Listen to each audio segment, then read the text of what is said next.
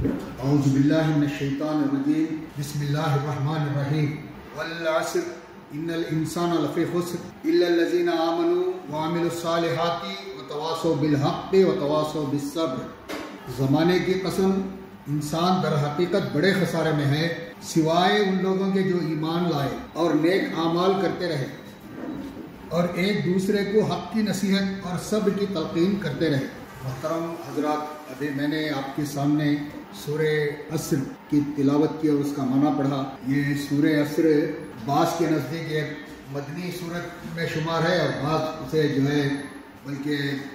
مفسرین کی عظیم اکثریت اسے مکی قرار دیتی ہے، اور اس کے معنی پہ اگر ذرا غور کیا جائے تو اس میں معلوم ہوتا ہے کہ یہ مکی صورتوں میں بھی ان صورتوں میں سے ہے جو ابتدائی زمانے میں نازل ہوئے، جس کو اللہ تعالیٰ نے حضور اکرم صلی اللہ علیہ وسلم کے ذریعے سے چھوٹی چھوٹی جو زبان سے بآسانی چڑھ جانے والی ایسی صورتوں کے ذریعے سے جچے پلے الفاظ میں اس کا معنی اور اس کا مفہوم ادا ہو جائے، حسن خوبی کے ساتھ ادا ہو جائے، لوگ اس بات کو سمجھنا آسان ہو جائے ان کے ذہنوں میں۔ اس طرح کی صورتوں کے ذریعے جو ہے پہلے شروعات جو ہے وہی کا آغاز اس طرح کے چھوٹے چھوٹے صورتوں سے ہوا ہے۔ پھر اس صورت کا موضوع اور مضمون یہ ہے کہ یہ ایک ایسی چھوٹی صورت اللہ تعالیٰ نے مکے میں نازل فرمائی کہ اس کے اندر کے جو معنی ہیں ان معنوں پر اگر غور کیا جائے تو اسے ایک پوری ضخیم کتاب میں بھی ناکافی ہو جاتی ہے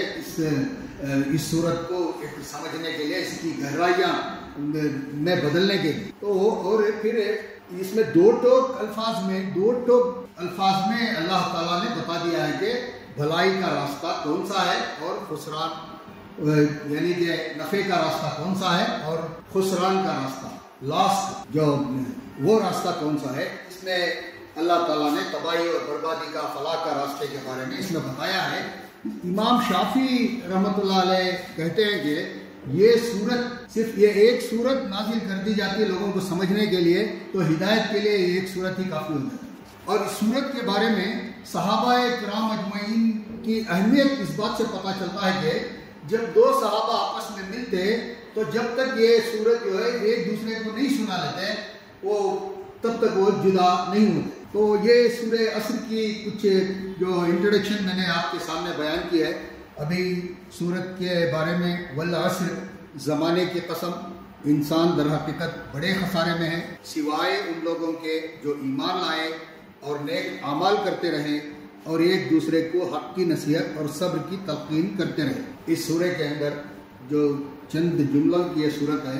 اس کے اندر اللہ تعالیٰ جو ہے زمانے کی قسم کھا کر ارشاد فرما رہا ہے کہ انسان کس چیز پر قسم کھا رہا ہے۔ اللہ تعالیٰ زمانے کی قسم پر، انسان در حقیقت وہ بڑے خسارے میں، بڑے نقصان میں، لیکن وہ تمام انسان نہیں بلکہ وہ ان انسانوں کو چھوڑ کر جو ایمان لائے، نیک اعمال کرے اور جو ایک دوسرے کو حق کی نصیحت کرے اور صبر کی تلقین کرے، ان لوگوں کو چھوڑ کر باقی جو بھی انسان ہے، چاہے وہ ایک واحد انسان ہو، چاہے وہ انسانوں کی جماعت ہو، چاہے وہ انسانوں کی تمام انسانوں کا ایک مجموعہ ہو، یہ سارے کے سارے خسارے ہیں۔ اب زمانے کی قسم کھا کر اللہ تعالیٰ بتا رہا ہے، اور کئی صورتوں میں اس سے پہلے بھی اللہ تعالیٰ نے مکہ شہر کی قسم کھائی ہے، انجیر اور زیتون کی قسم کھا کر بیان فرمایا ہے کہ یہاں زمانے کی قسم کھا کر بات کرنا، یعنی کہ اس کی زمانے کی اس میں اہمیت بتانے کے لیے نہیں کہ زمانے کے لیے زمانہ کے بارے میں یا کسی بھی چیز کے بارے میں جو اللہ تعالیٰ قسم کھا کر کہتا ہے اس کی اہمیت یا اس کی افادیت یا اس کی اسپیشلٹی پر نہیں قسم کھاتا، بلکہ اللہ تعالیٰ قسم کھا کر یہ جو آگے جو بات آ رہی ہے اس پر شاید ہے۔ اب اس صورت میں آگے جو بات آ رہی ہے وہ کیا ہے کہ انسان خسارے میں ہے، اس کے لیے جو ہے زمانہ شاید ہے، انسان کے خسارے میں ہونے کا زمانہ گواہ ہے کہ انسان خسارے میں ہے، اور زمانہ اس بات پر بھی گواہ ہے کہ ان لوگوں کے سوائے جو ایمان لائے اور نیک عمل کرے، جو حق کی تلقین کرتے رہے اور صبر کی نصیحت کرتے رہے ایک دوسرے پر، ان لوگوں کو چھوڑ کر ان کے سوا تمام کے تمام جو ہے خسارے میں ہیں، لاس میں ہیں، اور ان کے سوا تمام لاس میں ہیں، اور یہ زمانہ اس بات کی گواہی ہے۔ پھر اس کے بعد چلتے ہیں ہم، تو یہ قسم کے بارے میں ہوا، اب ذرا زمانے کے بارے میں جانتے ہیں کہ زمانے کے بارے میں یہاں پر صاحب تفہیم القرآن کیا کہتے ہیں۔ زمانے کا لفظ جو ہے ایک تو گزرے ہوئے زمانے کے لیے بھی بولا جاتا ہے اور ایک وہ زمانہ جو گزر رہا ہے اس کے لیے، ان دونوں کے کا ملا جلا مفہوم پر زمانہ کہا جاتا ہے۔ اگر ہم گزرے ہوئے زمانے کی قسم کی بات کرتے ہیں تو اس بات پر زمانہ شاہد ہے، گواہ ہے کہ انسان خسارے میں ہے، اور زمانہ جو ہے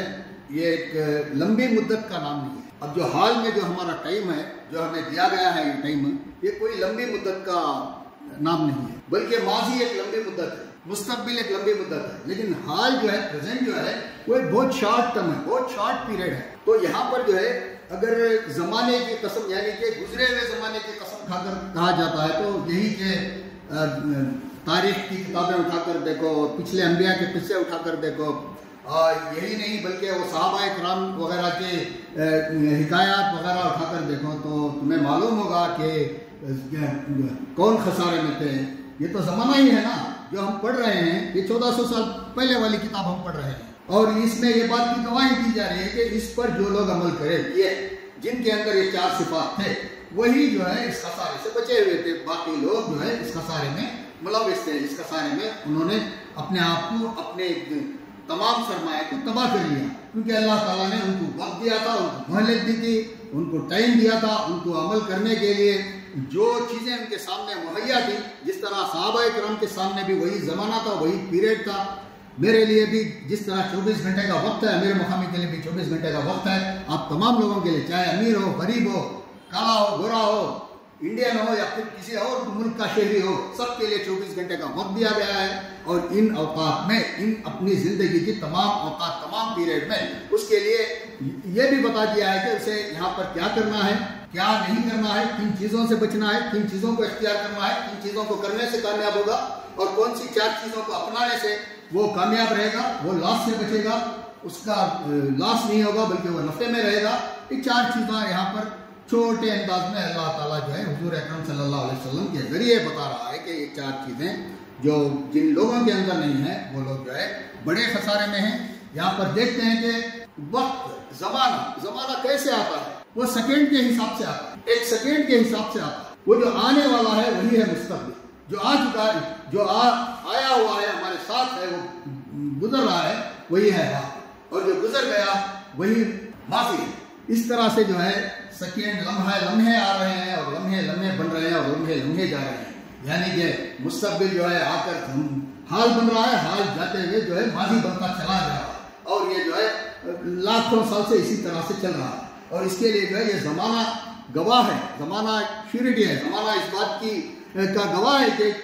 نقصان میں آنے والے کون لوگ تھے اور نفع میں رہنے والے کون لوگ۔ تو اس طرح سے زمانے کی قسم کھا کر اللہ تعالیٰ یہاں پہ بیان کر رہا ہے، زمانہ گواہ ہے، اور ابھی حال کو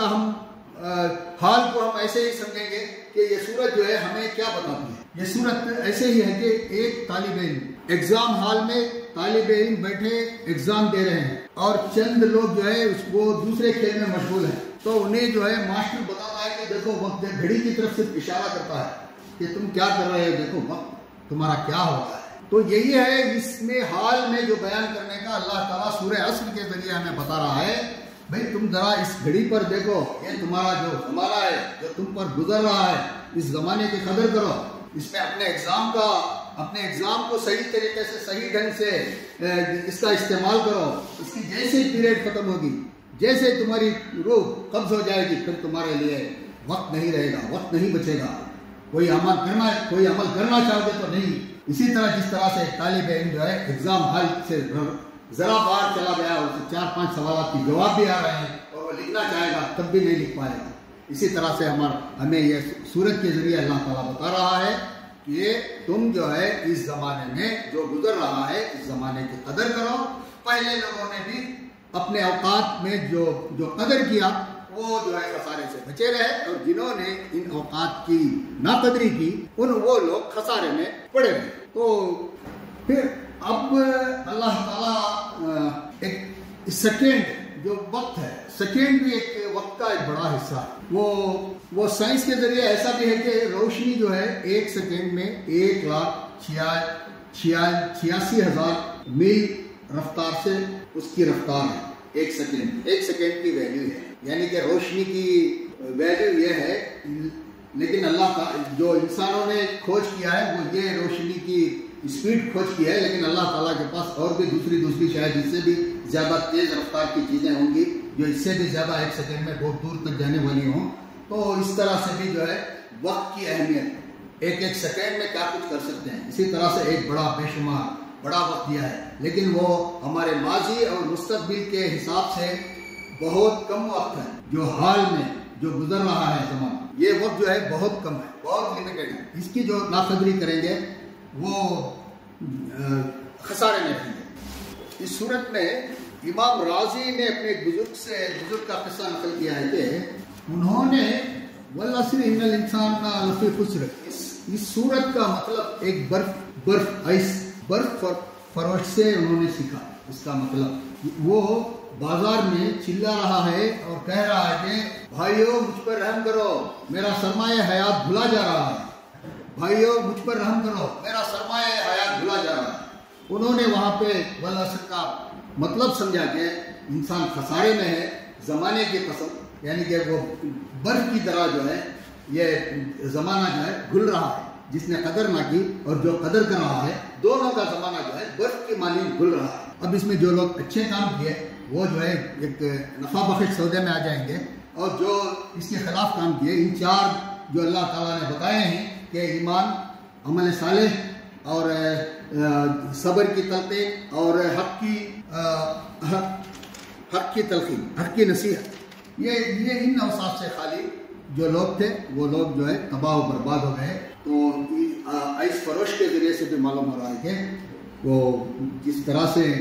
نقصان عیش کا ہو رہا ہے، اسی طرح سے جو ہے انسانہ کا بھی نقصان ان چار چیزوں کو چھوڑ کر کرنے سے ہوتا ہے۔ پھر تو یہاں پر وہی وہ طالب علم کا بھی معاملہ ہے کہ وہ اپنا پرچہ حل کرنے کے بجائے وہ اپنا اگر وہ کھیل میں مشغول رہا، ایسے ہی ٹائم پاس کرتا رہا، تو اس کا وہ لاس، وہ نقصان وہ اٹھا کر رہے گا۔ اور جو طالب علم وہ اپنے وقت کی قدر کی ہے، اس پر اس نے پرچہ حل کرنے کی طرف دیکھا، تو وہ جو ہے کامیاب رہے گا۔ پھر اس کے بعد انسان، یہاں پہ والعصر ان الانسان لفی خسر، زمانے کی قسم، انسان در حقیقت بڑے خسارے میں ہے۔ تو یہ زمانے کی قسم کھا کر اللہ تعالیٰ نے بتایا زمانہ وہی ہے جو گزر چکا ہے اور جو گزر رہا ہے، اور قسم اس بات کی ہے کہ یہ جو ہے اس جو سامنے جو جن باتوں کے بارے میں کہا جا رہا ہے، ان باتوں کی تصدیق کر رہا ہے زمانہ، ان باتوں کی قسم کھا کر بتایا جا رہا ہے کہ یہ زمانہ جو ہے اس کا گواہ ہے۔ تو پھر انسان سے مراد جو ہے ایک فرد بھی ہو سکتا ہے، ایک معاشرہ بھی ہو سکتا ہے، ایک خاندان بھی ہو سکتا ہے، اس سے ایک کنٹری بھی ہو سکتی ہے۔ تو اس کا اطلاق جو ہے ایک تمام گروہوں میں آتا ہے، اقوام اور پوری انسانیت پر یکساں ہوتا ہے۔ یہاں پر انسان کہنے کے بعد جو چار چیزوں کی طرف اشارہ کیا گیا ہے، اس سے پتہ چلتا ہے کہ یہ صرف ایک انسان کی بات نہیں ہے، بلکہ تمام گروہوں پر بھی، تمام انسانوں کی جنس پر اور تمام اقوام اور پوری نوع انسانیت پر اس پر یکساں اس کے اثرات رہیں گے۔ جو چار چیزوں سے خالی رہیں گے وہ نقصان میں رہیں گے، چاہے وہ ایک فرد ہو، چاہے وہ پورا معاشرہ ہو، چاہے وہ پورے اقوام ہو۔ ایسا ہی ہے جیسا کہ انسان کے لیے زہر جو ہے مضر ہے، نقصان دہ ہے، زہر کھانے سے انسان مر جاتا ہے۔ اس کا مطلب یہ نہیں کہ کسی ایک انسان پر یہ چیز اپلائی ہوتی ہے، بلکہ یہ تمام گروہوں پر، تمام اقوام پر، کالے گوروں پر، انڈین اور باہر کنٹری کے جتنے بھی ہیں، تمام لوگوں کے لیے یہ اپلائی ہے کہ زہر کھانے سے جو ہے انسان کی موت ہوتی ہے۔ چاہے تمام دنیا کے انسان مل کر یہ یاد کر لیں کہ زہر کھانا اچھا ہے، زہر کھا سکتے ہیں، تو اس کا مطلب زہر جو اپنے اثرات دکھاتی ہے وہ اثرات جو ہے ظاہر نہیں ہوتے۔ اسی طرح سے یہاں پر انسان کا لفظ بھی انسان کے لیے یہ بتایا جا رہا ہے کہ وہ کسی قوم یا قبیلے کا ہو جائے، کوئی بھی ہو جائے، چاہے وہ انبیاء کی اولاد میں سے ہو، چاہے اولیاء کی اولاد میں سے ہو، چاہے وہ کتنے شرفا ہو، کتنے بڑے انسان ہو، ان کے لیے ان اوصاف سے خالی رہنا تباہی کا باعث ہے۔ چار چیزیں، چار وہ کیا ہے؟ ایمان لانا، ایک نیک اعمال، ایمان اور نیک اعمال، اور ایک دوسرے کو حق کی نصیحت اور صبر کی تلقین۔ یہ چار اوصاف سے جو خالی ہے وہ خسارے میں رہے گا۔ تو پھر اس کے بعد خسارہ، خسارہ یہ ایکچولی زیادہ تر اس میں بزنس پرسن زیادہ یوز کرتے ہیں. اس میں ان کے بزنس میں بہت زیادہ ہر دن ان کے زبان میں آنے والا ورڈ ہے خسارہ. خسارہ مطلب لاس ہے. نفع جو ہے نفع کا ضد ہے, کامیابی کا ضد ہے. خسارہ جو ہے یا تو ایک کوئی ہمارا بزنس ہے, اس میں کوئی ایک پروڈکٹ لینے میں غلطی کر لیے اور وہ اونے پونے دام کو بیچنا پڑا, یہ بھی ایک خسارہ ہے. اور پھر بزنس چلا رہے ہیں اور پورا بزنس ٹھپ ہو رہا ہے اور لاس میں چل رہا ہے, یہ پورا بزنس کا خسارہ ہے. اور پھر یہ بھی خسارہ یہ ہے کہ وہ اپنا جو ہے دیوالیہ, یعنی کہ اپنا جو کچھ بھی انویسٹمنٹ تھا, اس کا جو کچھ بھی انویسٹمنٹ تھا وہ انویسٹمنٹ تک وہ کھا گیا ہے, دیوالیہ ہو گیا, پاپا چٹی کہتے ہیں, بلکہ اوپر سے قرض بھی چڑھ گیا. تو ایسے شخص کے لیے بولا جاتا ہے کہ وہ خسارے. تو خسارہ یہاں پر انسانوں کو اللہ تعالیٰ نے سمجھانے کے لیے انہی انسانوں ان کے اندر چلنے پھرے ورڈ کا استعمال کر کے بتا رہا ہے کہ خسارے میں ہے. یعنی ہم تو یہاں پر دنیا میں یہی دیکھتے ہیں کہ ہمارا بزنس خسارہ, بزنس میں لاس ہو جانا خسارہ ہے, اور بزنس ذرا اوپر چڑھ جانا جو ہے یہ کامیابی ہے, یہ فلاح ہے. لیکن اللہ تعالیٰ جو ہے اس ورڈ کو ایسا لیتا ہے کہ اس کا دنیا اور آخرت پوری کی پوری ناکامی خسارہ ہے, اور دنیا اور آخرت کی پوری کامیابی یہ جو ہے انکم ہے, اس کا نفع ہے, اس کے لیے نفع ہے. تو اس طرح سے اللہ تعالیٰ سمجھانے کے لیے یہ بات اس طرح اپلائی کرتا ہے. خسارے میں خسارہ وہ ایک گھاٹے کا سودا ہے. جو لوگ ان 4 کوالٹیز سے خالی رہے وہ لوگ خسارے میں ہیں. ان کا دیوالیہ نکل گیا ہے, ان کی دنیا بھی خالی ہے اور ان کی آخرت بھی خالی ہے. اب ہم آگے چلتے ہیں. تو یہاں پر جو اللہ تعالیٰ نے 4 صفتیں کا جو ذکر کیا ہے, ان 4 صفتوں میں سب سے پہلی صفت ایمان, سچے دل سے ماننے اور یقین کرنے کے معنی میں کیا گیا ہے. عربی زبان میں اس لفظ کے یہی معنی ہیں. تو ایمان سب سے پہلے جو ہے ایمان باللہ, اللہ پر ایمان. یہاں پر جو 4 صفت بتائی گئی ہیں, اللہ پر ایمان لانے کے بارے میں کہا گیا ہے کہ اس سے مراد جو ہے صرف اللہ کے وجود کو ماننا نہیں ہے, بلکہ اس حیثیت سے ماننا کہ وہی ایک خدا ہے اور خدائی میں اس کا کوئی شریک نہیں ہے. وہی اس کا مستحق ہے کہ انسان اس کی عبادت, بندگی, اطاعت بجانا ہے. وہی قسمتیں بنانے اور بگاڑنے والا ہے. بندے کو اسی سے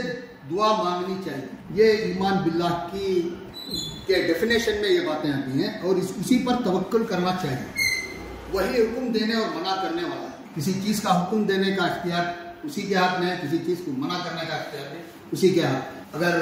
ہمارا جو ہے یہاں کا بینک ریٹ, انٹرسٹ ریٹ کم ہو جانے سے اس کا مطلب جو ہے اللہ تعالیٰ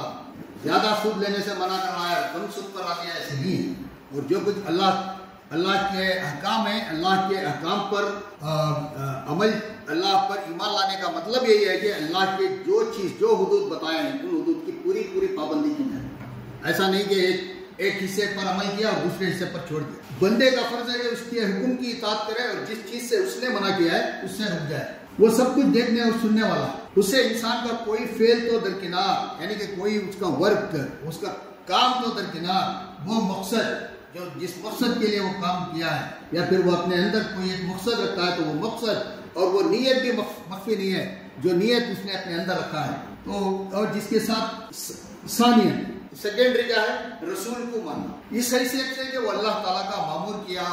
ہادی اور رہنما ہے, انہوں نے رسول. اور جس چیز کی تعلیم بھی اس نے دی ہے وہ اللہ تعالیٰ کی طرف سے دی ہے. برحق ہے, واجب التسلیم ہے, یعنی کہ بات برحق ہے اور واجب ہے اس کا تسلیم کرنا, نبی کی باتوں کو ماننا واجب التسلیم ہے.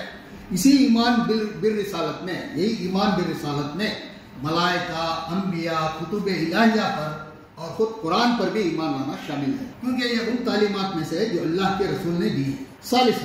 آخرت کو ماننا, اس حیثیت سے کہ انسان کی موجودہ زندگی پہلی اور آخری زندگی نہیں ہے, بلکہ مرنے کے بعد انسان کو دوبارہ زندہ ہو کر اٹھنا ہے. اپنے ان اعمال کا جو اس نے دنیا کی زندگی میں کیے ہیں خدا کو حساب دینا ہے, اور اس محاسبے سے جو لوگ نیک قرار پائیں انہیں جزا, اور جو بد قرار پائیں ان کو سزا ملنی ہے. یہ ایمان اخلاق اور سیرت و کردار کے لیے ایک مضبوط بنیاد فراہم کر دیتا ہے جس پر ایک پاکیزہ زندگی کی عمارت قائم ہو سکتی ہے. ورنہ جہاں سرے سے یہ ایمان ہی موجود نہ ہو, وہاں انسان کی زندگی خواہ کتنی خوشنما کیوں نہ ہو, اس کا حال ایک بے لنگر جہاز کا سا ہوتا ہے جو موجوں کے ساتھ بہتا چلا جاتا ہے اور کہیں قرار نہیں پکڑتا. تو یہ ہے ایمان. جو لوگ ایمان لائے, ایمان کا ڈیفینیشن یہ ہے کہ خدا پر کس طرح ایمان لانا چاہیے. ویسے تو ہم لوگ جو ہے لا الہ الا اللہ, پھر آمنت باللہ, یہ سب چیزیں ہماری زبان پر ہیں, لیکن ہم کبھی اس کے مفہوم پر غور نہیں کرتے کہ ایمان لانے سے مراد کیا ہے. ہم فوراً ہی مدد کے لیے کسی اور کو پکارتے ہیں, حاجت کے لیے کسی اور کو پکارتے ہیں, نماز کے لیے جو ہے مسجد کی طرف دوڑتے ہیں, اور ہماری ضرورت کے لیے کسی اور کی طرف دوڑتے ہیں. یا ضروریات کے لیے اگر مجھے کسی چیز کی ضرورت ہے, پیسے ویسے کی ضرورت ہے, میرے مقامی سے میں جا رہا ہوں, عمران صاحب سے میں لے رہا ہوں, تو یہ حاجت وہ اس حاجت کے بارے میں نہیں ہے, بلکہ اللہ جیسا بیٹھے بیٹھے ہم پکارتے ہیں, اللہ تعالیٰ کو جیسا پکارتے ہیں, اس طرح ہم کسی ولی یا کسی بزرگ کو ہم پکار رہے ہیں اور اس طرح کی مدد ہم مانگ رہے ہیں. تو اللہ تعالیٰ جو ہے ان چیزوں کا نام جو ہے شرک رکھا ہے. ان چیزوں کو خدا کے ساتھ دوسروں کو شریک کرنا رکھا ہے. ان چیزوں سے ایمان لانے, اللہ پر ایمان لانے والوں کو ان چیزوں سے بچایا جا رہا ہے, روکا جا رہا ہے, ان کو تباہی سے روکا جا رہا ہے. اس لیے روکا جا رہا ہے کہ اس انسان کو اللہ تعالیٰ نے اشرف بنا کر بھیجا ہے, اور اس لیے بھی اسے یہ تمام ہدایات, یہ تمام ضروری باتیں اس کو بتانا ضروری بھی تھا کہ اس کے باوجود اگر وہ غلطیاں کرتا ہے تو اس کے اپنے غلطیوں کی ذمہ داری اس پر ہی آپ پڑے, اللہ پر نہ, کہ اللہ تعالیٰ تو نے ہمیں دنیا میں تو بھیجا, لیکن ہمیں ہدایت کا کوئی سامان نہیں تھا کہ ہم کس طرح سے ہم ہدایت پائیں اور کس طرح سے تیری مرضی کے مطابق زندگی گزر کریں. تو یہ چیزوں کے لیے اللہ تعالیٰ نے اپنے لیے اٹھا کر رکھ دی ہے کہ کوئی اللہ تعالیٰ کے اوپر یہ انگلی نہ اٹھائے کہ اس نے ہدایت کا سامان نہیں کیا اور دنیا میں بھیج دیا اور اچھے کام نہ کرنے پر سزا دے دی. تو اس طرح سے جو ہے پھر اس کے بعد ایمان کے بعد اس خسارے سے بچنے کے لیے ایمان کا ہونا ضروری ہے. ایمان کے بغیر اس خسارے سے بچا نہیں جا سکتا. یہ جو 4 چیزیں اللہ تعالیٰ نے بتائی اس صورت میں کہ ایمان, عمل صالح اور حق کی تلقین اور حق کی نصیحت, صبر کی تلقین, یہ 4 چیزوں میں سے ایمان کا ہونا بہت ضروری ہے, نہایت ضروری ہے. اس کے بغیر جو ہے جو 3 بھی اگر اوصاف ہیں تو وہ ناقابل قبول ہے. وہ قبولیت کا کیا اوصاف میں سے ایمان کا ہونا ضروری ہے. ایمان کے بعد جو دوسری صفت ہے, وہ صفت جو ہے انسان کو خسارے بچانے کی ضروری ہے کہ وہ صالحہ, نیک کام. قرآن مجید نے جہاں بھی ایمان کا ذکر کیا ہے وہاں اس کے فوراً بعد عمل صالح کا ذکر کیا ہے. بغیر عمل صالح کے ایمان وہ کوئی فائدہ مند نہیں ہوتا, اور بغیر ایمان کے عمل صالح بھی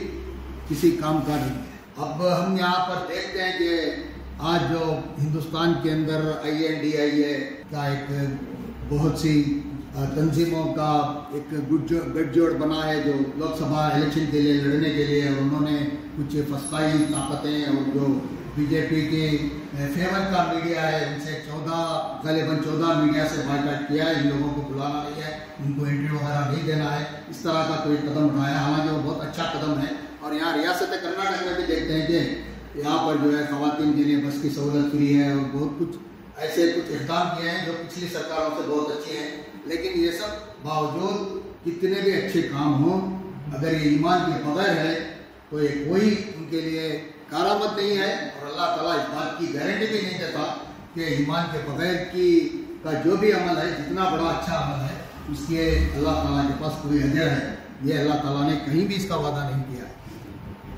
اور قرآن کی روح سے کوئی عمل بھی اس وقت تک عمل صالح نہیں ہوتا جب تک اس کی جڑ میں ایمان موجود نہ ہو, اور وہ اس ہدایت کی پیروی نہ کیا جائے جو اللہ اور اس کے رسول نے دی ہے. اللہ اور اس کے رسول کی ہدایت کی پیروی میں جو عمل صالح ہوتا ہے, اور وہ پیروی وہی کرے گا جو ان پر ایمان لائے. ایمان لانے کے بعد جن کاموں کا اللہ نے حکم دیا, ان کاموں کو جب وہ کرتے ہیں تو وہی جو ہے ایک صالح عمل ہے. قرآن مجید میں ہر جگہ عمل صالح سے پہلے ایمان کا ذکر کیا گیا ہے, اور اس سورہ میں بھی اس کا ذکر ایمان کے بعد ہی, والعصر میں بھی ایمان کے بعد ہی اس کا ذکر آیا ہے. کسی جگہ بھی قرآن میں ایمان کے بغیر کسی عمل کو صالح نہیں کہا گیا, اور نہ عمل بلا ایمان کسی اجر کی امید دلائی گئی. دوسری طرف یہ بھی حقیقت ہے کہ ایمان وہی معتبر اور مفید ہے, وہ ایمان معتبر اور مفید ہے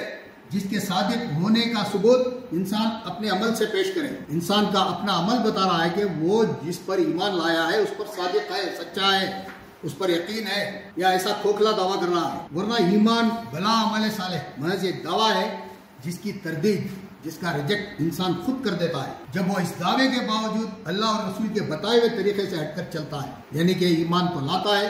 اللہ نے ایمان لایا ہے اور عمل صالح کی بات کی ہے تو عمل صالح نہیں کر رہا ہے، بلکہ وہ تمام اعمال میں ملوث ہیں جو ایک کافر جس نے ایمان نہیں لایا ہے اسی طرح کے عمل اس کی زندگی میں رونما ہو رہے ہیں. آئے دن اسی طرح کے عمل وہ کر رہا ہے، اٹھ رہا ہے، بیٹھ رہا ہے، جھوٹ، دھوکہ، فریب، اپنے جیسا ایک مشرک، جیسا ایک خدا پر ایمان نہ رکھنے والا، جیسا ایک آخرت سے بے خوف ہو کر زندگی گزارنے والا جس طرح کی زندگی گزار رہا ہے ویسی ہی زندگی وہ اگر گزارتا ہے تو وہ اس کے اپنے اس عمل میں جو ہے وہ صادق نہیں ہے، وہ سچا نہیں ہے. ایمان اور عمل صالح کا تعلق ایسا ہے بیج اور درخت کا سا ہے. ایمان جو ہے اگر وہ بیج ہے یا پھر وہ درخت ہے تو عمل صالح جو ہے بیج ہے. جب تک بیج زمین میں نہ ہو کوئی درخت پیدا نہیں ہو سکتا، لیکن اگر بیج زمین میں ہو اور کوئی درخت پیدا نہ ہو رہا ہو تو اس کے معنی یہ ہے کہ بیج زمین میں دفن ہو کر رہ گیا ہے. یعنی کہ ایمان تو لا رہے ہیں لیکن عمل صالح ان سے نہیں ہو رہا ہے. تو یعنی کہ ہمارے دل میں جو اللہ تعالیٰ نے بیج، ہم نے جو بیج اپنے دل کی زمین میں جسے بویا ہے وہ ایک مردہ بیج ہے جس میں درخت کا کوئی آثار نہیں، کوئی درخت اس پر نہیں اگ رہا ہے. اسی بنا پر قرآن پاک میں جتنی بشارتیں بھی دی گئی ہیں انہی لوگوں کو دی گئی ہیں جو ایمان لا کر عمل صالح کریں، انہی کے لیے بشارتیں. اور یہی بات اس سورہ میں بھی کہی گئی ہے کہ انسان کو خسارے سے بچانے کے لیے جو دوسری صفت ضروری ہے وہ ایمان کے بعد صالحات پر عمل کرنا ہے. بالفاظ دیگر عمل صالح کے بغیر محض ایمان آدمی کو خسارے سے نہیں بچا سکتا. صرف ایمان جو ہے آدمی کو خسارے سے نہیں بچا سکتا. ایمان کے ساتھ ضروری ہے کہ وہ عمل صالح کا کام انجام دے. جماعت اسلامی ہند جو اس کام کے لیے اٹھی ہے کہ تمام وہ لوگ جو ایمان لائے ہیں ان کو اکٹھا کیا جائے اور ان کو عمل صالح کی بنیاد پر تمام چھوٹی چھوٹی بڑی بڑی جو بھی نیکیاں اس زمین میں ہو سکتی ہیں، پھیل سکتی ہیں، پھیلا سکتے ہیں، جن نیکیوں کا اس زمین میں چلن نہیں ہے اس کو چلن کرانے، اس کو آگے بڑھانے، اس کو ترقی دینے، اس کو پروان چڑھانے کے لیے ایک اجتماعی شکل کی کوشش میں لگی ہوئی ہے. اسی کا نام ہے جماعت اسلامی ہند. اس کا اور کوئی کام نہیں ہے. یہ کسی ایک مسلک پر نہیں ہے، یہ کسی ایک فرقے پر ٹھہری ہوئی نہیں ہے. یہ تمام فرقوں کو، تمام مسلک کو دعوت دیتی ہے کہ اپنے اپنے مسلک، اپنے اپنے فرقے میں رہتے ہوئے جو لوگ ایمان لائے ہیں آئیں، عمل صالح کے اس میدان میں خود کو پیش کریں. تو اس کے بعد اور مزید دو صفتیں وہ ہیں، یہ جو اوپر جو ابھی جو دو صفتیں تھے وہ ہر فرد میں ہونی چاہیے، ایک ایک فرد میں ہونی چاہیے. اس کا تعلق کسی جماعت یا کسی تنظیم یا کسی فرقہ یا کسی گروہ یا کسی کنٹری کے یا کسی عرب کے یہ کوالٹیز نہیں ہے، بلکہ ایک ایک فرد میں ان کوالٹیز کا ہونا ضروری ہے. یہ صفتیں ہر فرد میں ہونی چاہیے. اس کے بعد جو مزید دو صفتیں بیان کی گئی ہیں وہ جو ہیں خسارے سے بچنے کے لیے ضروری ہیں، اور وہ یہ ہے کہ ایمان لانے اور عمل صالح کرنے والے لوگ ایک دوسرے کو حق کی نصیحت اور صبر کی تلقین کریں. ایک دوسرے کو حق کی نصیحت، اس کے معنی یہ ہے کہ اول تو ایمان لانے اور نیک عمل کرنے والوں کو فرد بن کر رہنا نہیں ہے، بلکہ ان کو اجتماع ایک مومن اور صالح معاشرے کو وجود میں آنا چاہیے. ان کے تمام اجتماعیت سے ایک مومن اور صالح معاشرہ وجود میں آنا چاہیے. اس معاشرے کے ہر فرد کی اپنی ذمہ داری محسوس کرنی چاہیے کہ معاشرے کو بگڑنے نہ دے. اس لیے اس کے تمام افراد پر یہ فرض عائد ہوتا ہے کہ وہ ایک دوسرے کو حق اور صبر کی تلقین کریں. اس زمین میں دیکھا جاتا ہے، آپ اخبار خریدیں آپ کو معلوم ہوگا کہ کہاں کہاں حق تلفی ہو رہی ہے، کس کا حق چھینا جا رہا ہے. سب سے پہلے تو خدا کا حق ہی چھینا جا رہا ہے. یہاں پر خدا کا کلمہ پڑھنے والے ایک الگ طریقے سے اللہ تعالیٰ کا حق چھین رہے ہیں اور کسی کو دے رہے ہیں، کسی مزار کو دے رہے ہیں، کسی ولی کو دے رہے ہیں. اور جو لوگ خدا کا کلمہ نہیں پڑھتے وہ ایک الگ طریقے سے حق چھین رہے ہیں. اور ہم جس معاشرے میں رہتے ہیں اس معاشرے میں بھی حق چھینا جا رہا ہے. کسی دو لوگوں کے اندر کسی معاملے پر جو ہے اللہ اور رسول کو ڈر کر معاملہ طے نہیں ہوتا، اور طے ہوتا بھی ہے تو اس کو اللہ اور رسول کے خوف سے، آخرت کے خوف سے خالی اس پر کام چلایا جاتا ہے. تو یہ سب چیزیں تمام طرح کے وہ حقوق جو ہیں ہم ادا کرنے سے قاصر ہیں، اور ہمارا ایک کام ہے کہ پورا اجتماعیت مل کر حق پر قائم رہے اور کسی ظالم کا ظلم یہاں پر پروان نہ چڑھے، کسی ظالم کا ظلم نہ پروان چڑھے، اور کسی کا مال کوئی نہ چھینے، کسی کی حق تلفی نہ ہو. ان چیزوں کے لیے ایک معاشرہ وجود میں آنا چاہیے. یہ تیسری صفت ہے جو اللہ تعالیٰ نے کامیاب ہونے کے لیے، خسارے سے بچنے کے لیے بتائی گئی ہے. اور حق کا لفظ باطل کی ضد ہے. یہ دو معنوں میں استعمال ہوتا ہے، ایک صحیح سچی مطابق ہے عدل و انصاف، اور مطابق حقیقت بات، خواہ وہ عقیدہ و ایمان سے تعلق رکھتی ہو یا دنیا کے معاملات سے۔ دوسرا وہ حق جس کا ادا کرنا انسان پر واجب ہے،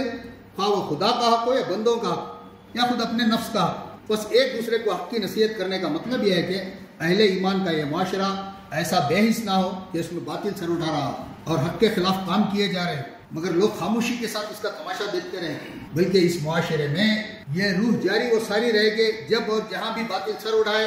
کلمہ حق کہنے والے اس کے مقابل میں اٹھ کھڑے ہوں، اور معاشرے کا ہر فرد صرف خود ہی حق پرستی اور راست بازی اور عدل و انصاف پر قائم رہنے اور حقداروں کے حقوق ادا کرنے پر اکتفا نہ کرے، بلکہ دوسروں کو بھی اس طرز عمل کی نصیحت کرے۔ یہ وہ چیز ہے جو معاشرے کو اخلاقی زوال اور انحطاط سے بچانے کی ضامن ہے۔ اگر یہ روح کسی معاشرے میں موجود نہ رہے تو وہ خسران سے نہیں بچ سکتا، اور اس خسران میں وہ لوگ بھی آخرکار مبتلا ہو کر رہتے ہیں جو اپنی جگہ حق پر قائم ہوں مگر اپنے معاشرے میں حق کو پامال ہوتے دیکھتے رہیں۔ حق ان کی آنکھوں کے سامنے پامال، پاؤں سے روندا جا رہا ہے اور وہ دیکھتے ہیں۔ تو یہ قرآن میں کئی جگہ آئی ہے۔ سورہ مائدہ میں فرمایا کہ بنی اسرائیل، حضرت داؤد اور عیسیٰ ابن مریم کی زبان سے بنی اسرائیل پر اس لیے لعنت کی گئی کہ اس کی وجہ یہ تھی کہ معاشرے میں گناہوں اور زیادتیوں کا ارتکاب عام ہو رہا تھا اور لوگوں نے ایک دوسرے کو برے افعال سے روکنا چھوڑ دیا تھا۔ اور اسی بات کو سورہ اعراف میں اس طرح بیان فرمایا ہے کہ بنی اسرائیل نے جب کھلا سب کے احکام کی خلاف ورزی کر کے مچھلیاں پکڑنی شروع کر دی تو ان پر عذاب نازل کر دیا گیا، اور اس عذاب سے صرف وہی لوگ بچائے گئے جو اس گناہ سے روکنے کی کوشش کرتے تھے۔ پھر سورہ انفال میں یوں کہا گیا ہے کہ بچو اس فتنے سے جس کی شامت مخصوص طور پر صرف انہی لوگوں تک محدود نہ رہے گی جنہوں نے تم میں سے گناہ کیا ہو، یا صرف گناہ کرنے والے نہیں بچے رہیں گے بلکہ تمہیں وہ گناہ کرتے دیکھتے ہوئے خاموش بیٹھے رہنے سے بھی تمہارے لیے اللہ تعالیٰ کا عذاب، آفات، ناگہانی یہ سب آتی ہیں۔ اسی لیے کہا گیا ہے کہ امر بالمعروف اور نہیں عن المنکر کو امت مسلمہ کا فریضہ قرار دیا گیا ہے، اور اس امت کو بہترین امت کہا گیا ہے۔ ہر زمانے میں اس امت کو بہترین امت کہا گیا ہے جو یہ فریضہ انجام دے۔ تو حق کی نصیحت کے ساتھ دوسری چیز جو اہل ایمان کو اس معاشرے کے خسارے سے بچانے کے لیے شرط لازم ہے وہ ہے صبر کی تلقین۔ معاشرے کے اندر یہاں پر جو ایک دوسرے پر ظلم ہوتا ہے، اور جو دعوت کے کام میں جو ظلم ہوتا ہے، جو تکالیف ہوتی ہیں، جو نقصانات ہوتے ہیں، اس کے لیے ایک دوسرے پر صبر کی تلقین کرنا بھی جو ہے اس طرح سے